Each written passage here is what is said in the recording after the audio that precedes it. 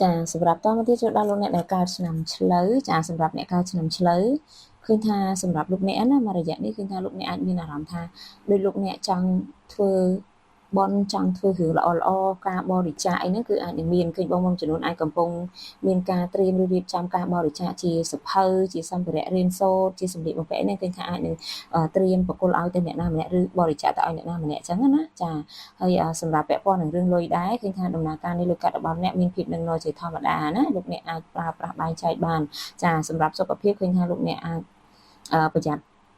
ផ្នែកពោះណាចាអាចជាពិសេសគ្រឿងក្នុងឲ្យយើងអាចឈឺកាពះពោះវៀនអីហ្នឹងវាអាចមានណាដូចថាចុកកាពះចុកអីអញ្ចឹងណាចាហើយសម្រាប់ពាក់ព័ន្ធជាមួយរឿងការងារចាដំណើរការនៃការងាររបស់លោកអ្នកកើតឆ្នាំឆ្លូវឃើញថាការងាររបស់លោកអ្នកអាចមានការរវល់ច្រើនមានការស្រាវជ្រាវការពិភាក្សាការស្វែងរកនៅការងារដែលថ្មីសម្រាប់លោកអ្នកគឺអាចមានជាពិសេសបងដែលកំពុងស្វែងរករឿងការងារឬកំពុងដាក់ពាក្យធ្វើការកន្លែងណាមួយអាចមានឱកាសនឹងបានជោគជ័យឬបានជាប់ណាចាហើយសម្រាប់ពាក់ព័ន្ធជាមួយរឿងស្នេហាឬក៏ជីវិតគូវិញនៅក្នុង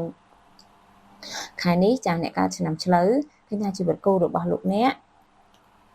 អាចមានអារម្មណ៍ថាយើងអាចរៀងមាន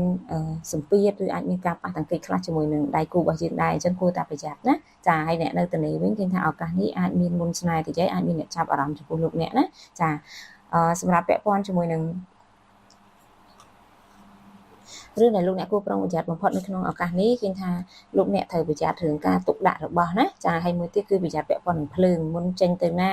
ត្រូវមើលភ្លើងចក្រានភ្លើងអគ្គិសនីភ្លើងអីហ្នឹងឲ្យបានត្រឹមត្រូវតិចណាចាវាអាចមានបញ្ហាជាយថាហេតុណាមួយចាហើយចុងក្រោយពាក់ព័ន្ធនឹងការធ្វើបុណ្យចា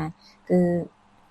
លោកអ្នកអាសាធ្វើបុណ្យជាមួយក្មេងឲ្យបានច្រើនទៅដើម្បីលើករាសីរបស់យើងពណ៌លើករាសីរបស់អ្នកមានពណ៌ទឹកក្រូចនិងពណ៌សូកូឡាណាចាលេខសំណាងរបស់លោកអ្នកគឺមានលេខ85ណា